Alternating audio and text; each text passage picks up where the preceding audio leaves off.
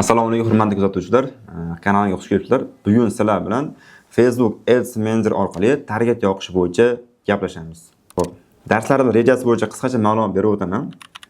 Ads Manager o'zi nima, qanday yoqiladi, nimalarga e'tibor berish kerak target reklama yoqayotgan paytimizda, target maqsadlari haqida batafsil qisqacha lo'nda tushuntirib, tushunarli tarzda ma'lumotlar berib o'taman. Lead forma, ya'ni mijozni ism, familiya, telefon raqamlari qiziqishlaridan kelib chiqqan holatda, ya'ni mahsulot yoki xizmatga qiziqishi bor, olishi mumkin bo'lgan mijozlarni ma'lumotlarini qanday olamiz, qanday reklama yoqamiz va qanday samarali strategiyalardan foydalangan afzalroq, shular bo'yicha qisqacha ma'lumotlarni berib o'taman. Videoni yo'qotib qo'ymaslik uchun sahifamga obuna bo'ling va biz boshladik. Xo'p, qaranglar do'stlar, bo'lmasa boshlaymiz. Mana bu sahifamiz Facebook'da asosiy sahifasi. Buni ona akkaunt deyiladi. Tushuntiradigan bo'lsam, asosiy akkauntimiz. Ya'ni Facebook meni shaxsiy sahifam, shaxsiy akkauntim hisoblanadi. Mana bu yerda 9 talik menyu bor. Menyuni bosadigan bo'lsangiz, bu yerda Stransa bo'lim bor. Stransa bu Facebookning ichkari qismida ochiladigan sahifalar. Ya'ni Facebook ichidan qo'shimcha bizneslaringizga turli xil yo'nalishlar bo'yicha sahifalar ochishingiz mumkin. Bu narsa siz ishonch doirangizga qarab 5 ta 10 tagacha bo'lish ehtimoli bor. Masalan, menda 5 ta 6 ta stransalar bor. Qo'shimcha tarzda loyihalarimizga, o'zim uchun bizneslarimga, agentligimga ochgan loyihalarim bor. Bu yerda qo'shimcha ravishda boshqa siz bilan hamkorlik qilayotgan yoki o'zini Facebook'ini, Instagram'ini bergan tadbirkorlarni Facebook'ni ham shu yerda stransa bo'limidan qo'shib olishingiz mumkin. Ya'ni boshqarib, o'z qaramog'ingizga olib, uni boshqarib, uni Facebook'ni sizga login parollarni bermaydi, lekin stransa ochib, qisqasi sizga adminlar berib qo'yadi. Mana shu adminlik berish orqali siz reklamalarni yoqib yurishingiz mumkin. Bu yerda stransa yaratish bo'yicha ham agar qiziq bo'lsa, izohlarda yozib qoldiring. Stransa yaratish bo'yicha ham ko'proq ma'lumot bering deydigan bo'lsangiz, o'sha bo'yicha ham ma'lumotlar chiqaramiz. Biz hozir asosiy qiladigan ishimiz Facebook'da Ads Manager target yoqishimiz kerak. Asosan qanaqa yoqiladi, nimalarga e'tibor berish kerak va targetning qanaqa maqsadlari bor, shu bo'yicha gaplashamiz. Hozir yangi mana agentligimizga yangi loyihamiz bor, Expert Media degan. Shunga yangi Facebook ochildi noldan, yangi reklama akkauntlar ham ochib qo'yildi. Xo'p, bu Facebook stransa Meta Business Suite. Meta Business Suite bu shunaqa narsaki, Instagram va Facebookni parallelni ulab, bir paytning o'zida ikkalasini parallel holatda boshqarish imkoniyati beruvchi, post qo'yuvchi, stories qo'yuvchi, target reklama yoqish imkoniyatini beruvchi ko'plab funksiyalarni o'z ichiga olgan Facebookning bir ichki bir platformasi ham bo'ladi. Xo'p, biz mayli shunga kiramiz, Meta Business Suite'ga. Bitta ko'rsatib obzor qilib o'tamiz. Mana Meta Business Suite. Bu yerda ham Facebook bor, ham Instagram bor. Bu bir paytda o'zi ikkalasini ham boshqarib, kontrol qilishingiz mumkin. Post qo'yasiz, reklama yoqasiz, stories qo'yasiz, reels yasashingiz mumkin va hokazo. Xo'p, biz endi target reklamasi yoqishimiz kerak. Target reklamasi professional holatda Facebookning ichkarisidan yoqiladi. Bu Instagramda yoqilmaydi. Xo'p, Ads Managerga kiramiz. Xo'p, agar qanaqadir tushunmovchilik bo'lib qolsa, chunki bu mavzuni sal oldinlab ketilgan mavzu, ko'proq detalli ma'lumotlar kerak bo'lsa, izohlarda yozib qol desanglar, xudo xolasa keyingi videolarimizda yana ham to'liqroq ma'lumot berishga harakat qilamiz. Xo'p, mana Expert Media uchun yaratilgan reklama akkaunti birinchi holatda sizlarda xuddi shunaqa bo'm-bo'sh holatda bo'ladi. Hech vaqt reklama yaratilmagan, hech qanday nima bo'ladi, reklama tarixi yo'q. Qo'shimcha ma'lumot kerakmi deyapti-da. Tushunarli. Endi bu yerda pastda udovleniya chiqyapti, bildirishnoma. Добавить способ оплаты. Bu yerga добавить способ оплаты bosib, ya'ni bu yerga Visa kartangizni ulashingiz kerak bo'ladi. Visa kartani ulash uchun birinchi O'zbekiston, bularga tegish shart emas. Dollar qanaqa summada to'laysiz Facebookga? Yevrodami, dirhamdami, O'zbekiston so'midami? O'zbekiston so'mi hozircha yo'q. Endi tavsiya etiladi dollarda to'laganingiz yaxshiroq.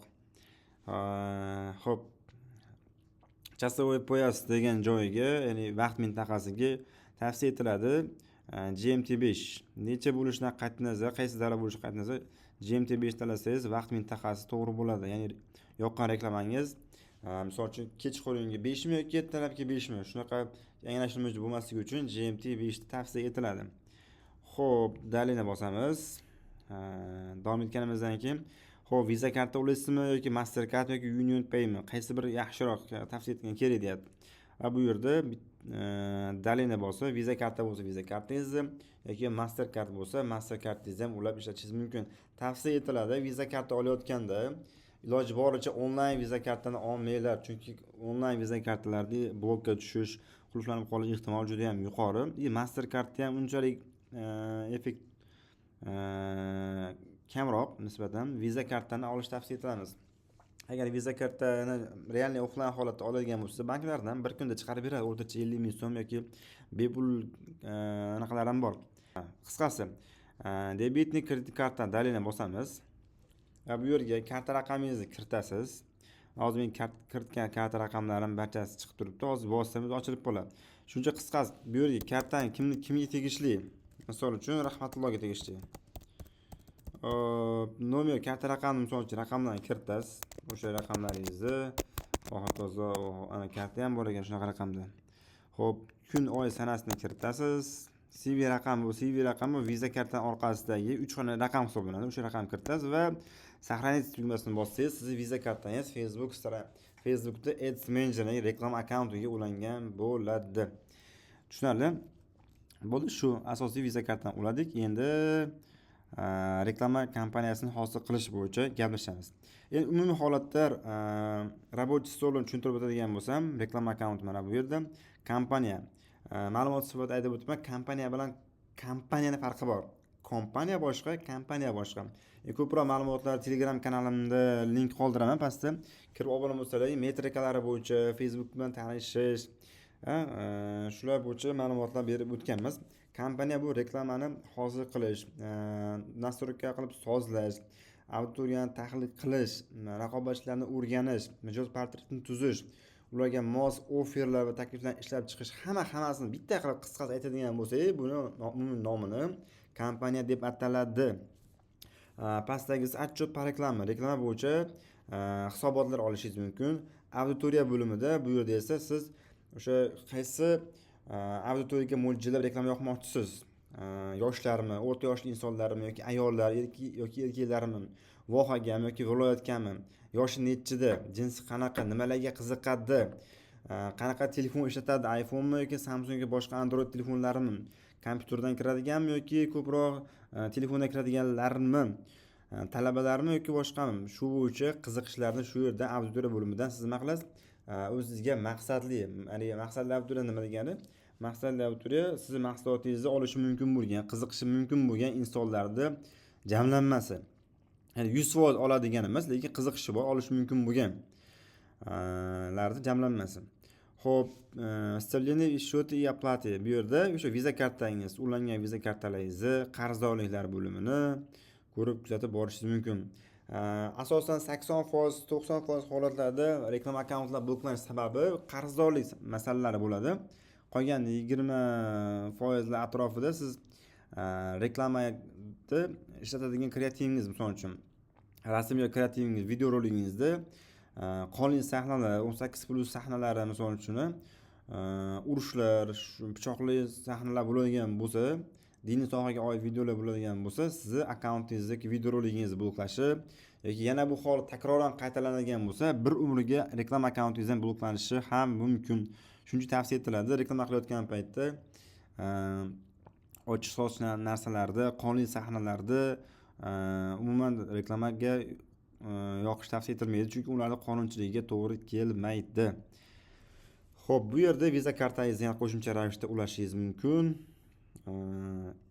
Mana kartamiz misol uchun hozir ulanmagan.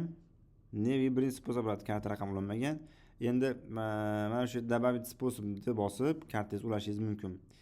Endi ma'lumotliroq bir narsani ko'rsatib o'tmoqchiman.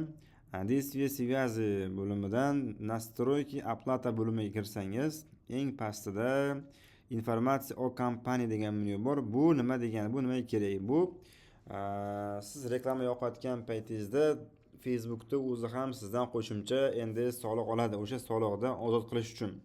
masalan 15% soliq oladigan bo'lsa, $100 target reklama yoqadigan bo'lsa, $15. Masalan, bir oyda $1000 target reklamaga yoqadigan bo'lsangiz, $150 sizdan foiz olib qoladi. O'sha foizdan qutulish uchun mana shu informatsiya kompaniya bo'limiga kirasiz, qadamma-qadam qo'yasiz va bu yerda kompaniyani hop ochib olsin. Internet sekin ishlayapti. Xo'p, politsiya ma'lumotlarni kiritib chiqasiz. Kompaniya nomi nima, manzillari misol uchun kiritib o'tasiz. Hammasini город, shtat, indeksga olishingiz mumkin. Shu Farg'ona shahridagi indeks 120, 100, 150 shu kabi narsa yozishingiz. Eng asosiysi nomer платежи, плательщика. Qisqasi, agar tadbirkor yoki o'zingiz davlat ro'yxatidan o'tgan bo'lsangiz, YTT bo'ladi, MChJ bo'ladimi?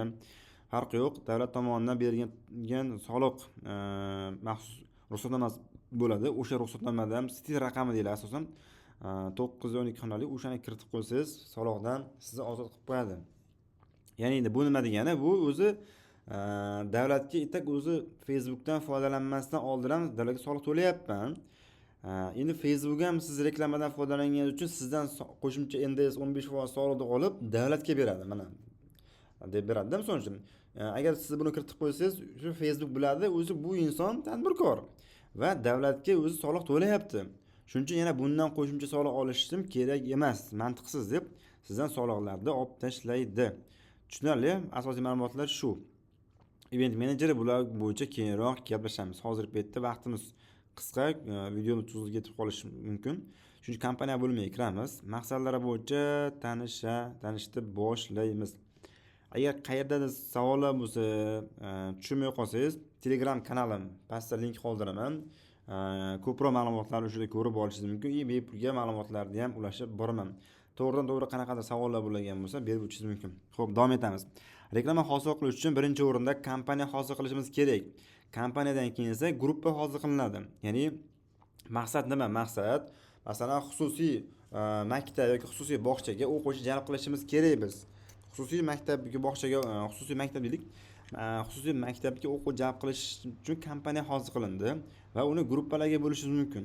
Har xil gruppa, ota-onalar gruppasi, oyijonlar gruppasi, dadalar gruppasi, yoshi kattaroq, bobo-buvilar gruppasi bo'lishi mumkin. Va 3-etapimiz объявление. Bu o'sha guruhlarga, etaplarga bo'lganimizda hosil bo'ladigan nimasi bo'ladi? Ular ko'rsatilgan reklama kreativlarimiz. Hozir mana shu montajda ko'rsatib o'tamiz. Kompaniya xuddi bir tomir bu tarmoqlanib ketgan. Bu uddalik kimdir aytishi mumkin, tarmoqli marketing yo'q, bu tarmoqli marketing emas, boshqa reklama kompaniyasi yuqori turibdi va uni har xil gruppalarga bo'lib chiqiladi. Ota-onalar, onalar va otalar va bobo-buvilar va ularda og'riqlari qanaqa, nimalarni xohlashadi, qanaqa qo'rquvlari bor, nimalarni istashyapti. Masalan, onajonlarga nima kerak? Onalarga reklama kreativni eng pastida, объявление etabida, video kreativ etabida ularga nima kerak? Ularga reklama sifatida aytib chiqishingiz mumkin. Sizni farzandingiz bizni xususiy maktabimizda o'qish orqali O'zbekiston top universitetlariga kiradi va eng kamida rus tili va ingliz tilida milliy sertifikatlar va ALTS sertifikatlariga, xalqaro sertifikatga ega bo'ladi va ishga joylashishda muammo bo'lmaydi. Mana xususiy bog'cha, xususiy maktablarga offer. Endi otalarga qanaqa bo'ladi? Otalar asosan farzandlarni ishga olib borib, olib kelishi bo'yicha mas'ul, to'lovlar bo'yicha mas'ul. Ularga boshqacha og'riq bilan yondashishimiz kerak. Ya'ni asosiy mas'uliyat otalarga ertalabda farzandini birinchi sinf, ikkinchi sinf bo'lsa maktabga olib borib qo'yish kerak. Kechki payt ishdan kelishda bu bolani olib kelish kerak. Endi siz taklif berishingiz mumkin. Ayni ota-ona emas, otalar uchun mo'ljallangan holatda. Xo'p, asosiy mazmun ham bunaqa bo'ladi. Hurmatli otalar, sizlar uchun maxsus ajoyib bizning xususiy maktabimizda taklifimiz bor. Ya'ni endilikda siz farzandingizni erta tongda maktabga olib borish va olib kelish bo'yicha ketadigan vaqtingizni ekonom qilishingiz mumkin. Ya'ni tejab qolishingiz mumkin. Endilikda bu mas'uliyatli ishni biz o'zimiz sifatli holatda, ishonchli holatda amalga oshiramiz. Ya'ni uyingizdan o'zimiz maktab farzandingizni olamiz, o'qitib, o'rgatib, ta'limini, tarbiyasini ham bir yerda qo'shimchasiga berib, uyingizga sog'lom holatda nima desam bo'ladi, yetkazib beramiz. Ya'ni siz ovora bo'lib kelib ketib vaqtingizni va mablag'ingizni ketkazishingiz shart emas. Biz o'zimiz olib kelamiz. degan narsa bilan chiqarsangiz bo'ladi. Endi yosh katta bular bo'lsa, ularga qanaqa chiqishi mumkin offer bilan?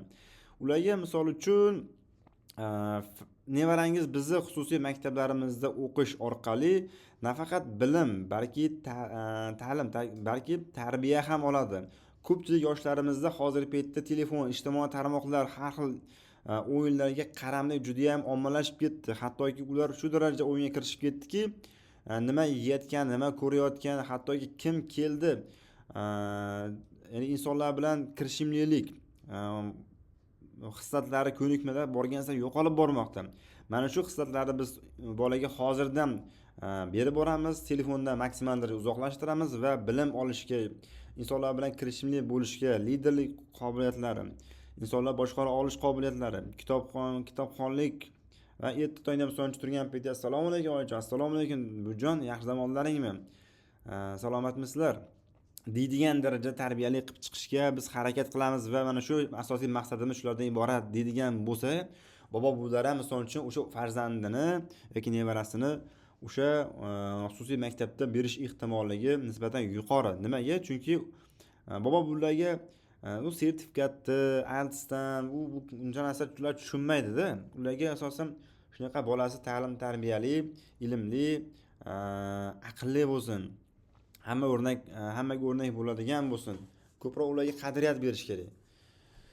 Xo'p, shunaqa ko'plab offerlar, misol uchun o'ylab chiqadigan bo'lsangiz, har xil offerlar, kreativlarni tuzib chiqishingiz kerak bo'ladi. Har bitta gruppaga kamida 2 ta yoki 3 tadan reklama kreativ ishlab chiqsangiz bo'ladi. Endi reklama kreativ asosan rasm bo'lishi mumkin, video rolik bo'lishi mumkin.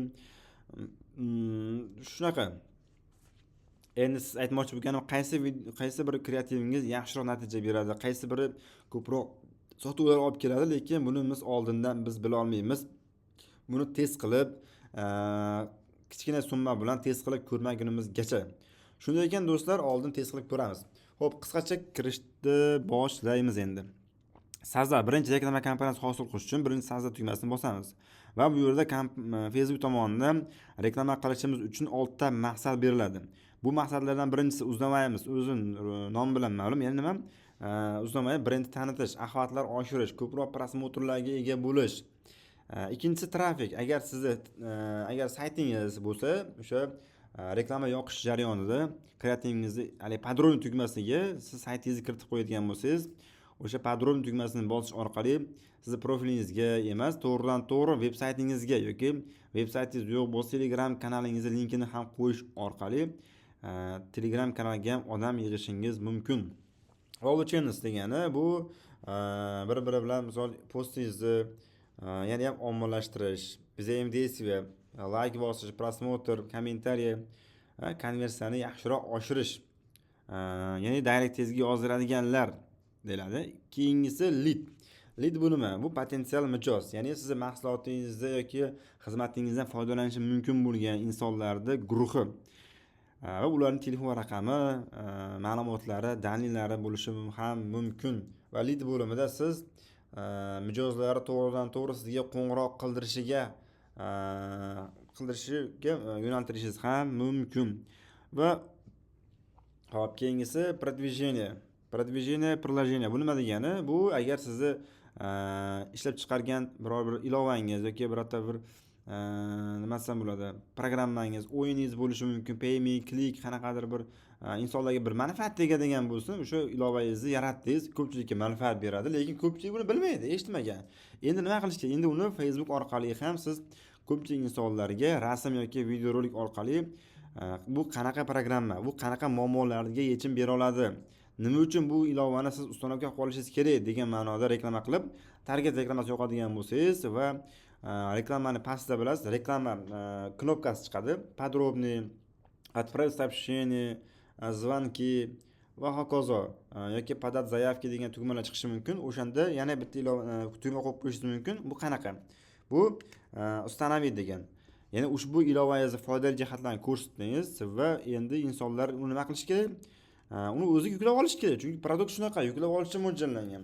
Va o'sha установить tugmasini, knopkasini bossa, to'g'ridan-to'g'ri agar qo'lida ishlatayotgan telefoni Samsung bo'lsa, Play Marketga, agar iPhone qurilmalar bo'ladigan bo'lsa, App Store ga olib kirib ketadi va to'g'ridan-to'g'ri ustanovka qilishga juda ham yaqin qilib beradi. Ya'ni ilovangizni ham ko'proq insonlar ko'rsa, shuncha yaxshi, ommalashsa shunchalik yaxshi bo'ladi albatta. Xo'p, keyingisi prodaji. Bu sotuv. Agar sizni saytingiz bo'lsa va konvers to'g'ridan-to'g'ri ko'proq sotmoqchi bo'lsangiz, prodaja bo'limini tavsiya etamiz. Bu yerda siz saytingizga kirgan insonlarni chuqurroq tahlil qilishingiz mumkin. Bir marta saytingizga kirdi, saytga kirgandan keyin ularga qaytadan retarget funksiyasini yoqish orqali ularni ta'qib qilib, saytingizga kirgan, ro'yxatdan o'tgan yoki ro'yxatdan o'tmay chiqib ketib qolgan insonlarga qaytadan reklama yoqishingiz mumkin. Endi ma'lumot sifatida aytib o'tishim kerakki, reklamangizni misol uchun minglab insonlar ko'rgani bilan bittada sira sotib olish ehtimoli juda kamroq bo'ladi. Statistika bo'yicha ko'plab insonlar mahsulotni kamida 2-3 marta ko'rgandan keyin olish istagi o'shandan keyin uyg'onar ekan, xohish istagi.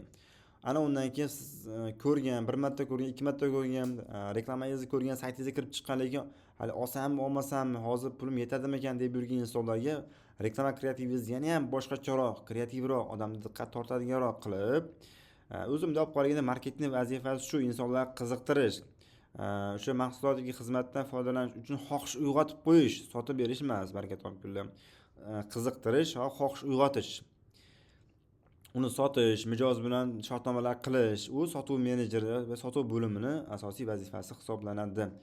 Bu prodaja esa o'sha sotuvgacha mijozlarda qiziqishini oshirib beradi va qiziqqan mijozlarni orqasidan ta'qib qilib, siz bizani reklamamizni ko'rgan ekansiz yoki mahsulotimizga qiziqqan ekan, saytimizga kiribsiz. Nimaga biz reklamamizni ko'rdingiz, lekin mahsulotimizni xarid qilmadingiz deb boshqacha reklama, boshqacha yondashuvda reklamangizni ko'rsatishingiz mumkin bo'ladi. Xo'p, biz hozirgi paytda lead formasini qisqacha ko'rib chiqamiz. Leadni bosamiz. Xo'p. Tak soatim 11:30 bo'libdi. Keldi bo'lsa nima qilamiz? Hozir ma'lum sabablarga ko'ra vazifani darsimizni to'xtatib turamiz. Ko'p ma'lumot berganligim uchun syomka vaqtimiz ham, ekran zapisimiz ham tugay deb qoldi. Shuning uchun ikkinchi darsimizga, ikkinchi qismiga bo'lib o'tamiz. Birinchi qism hozircha Instagram, Facebook akkaunt qanaqa maqsadlari bor, qanday qilib Visa karta ulasa bo'ladi-da, qanaqa qilib 15% NDS solig'idan ozod qilsa bo'ladi va reklama kompaniyalari nimaligi, qanaqa turlari bor, nimalarga e'tibor berish kerak. E'tibor berilgan asosiy jihati reklama kreativlari. Reklama kreativingiz qanchalar yaxshi, sifatli, ko'proq bo'lsa, reklamangiz shunchalar yaxshi bo'ladi. Xo'p, kelasi darslarimizda xudo xolasa o'sha har bitta maqsadlar bo'yicha qisqacha ma'lumotlar berib boramiz. Video foydali bo'lgan bo'lsa, hozircha like bosib, kommentariyada o'z fikringizni yozib qolding. Shu joygacha qanchalik ma'lumotlar foydali bo'ldi? Вообще-то tushunarli bo'ldimi sizga? Chunki bu Facebookda 600 dan ziyod funksiyalar bor. Hammasini tushuntirib berishga vaqtimiz yetmaydi. Shuning uchun ma'lum bir bo'limlarga bo'lib tushuntirishga harakat qilamiz. Kimlardir boshim shu yerda o'zi qotib qolgan bo'lishi mumkin. Muzlab, nima tushuntirdingiz, men boshim aylanib qoldi, tushunmayapman deganlar bo'lishi mumkin. Shunaqa insonlarga videoni qayta ko'ring, kuzatib boring va pastda havola qoldiramiz. Telegram kanalimizga o'tib, sahifamizga obuna bo'lib kuzatib borsangiz, inshaalloh bundan-da foydali ma'lumotlarni maydalab, tushunarli tarzda tushuntirib boryapmiz. Hozircha video foydali bo'lgan bo'lsa, izohlarda o'z fikringizni yozib qoldiring. Sizda qanaqa muammolar bo'ldi va qaysi sohalar bo'yicha, qaysi bo'limlar bo'yicha sizni qiynayapti? Izohlarda yozib qoldiring va boshqa ijtimoiy tarmoqlarda ham bizni kuzatib boring. E'tiboringiz uchun rahmat. Salomat bo'ling.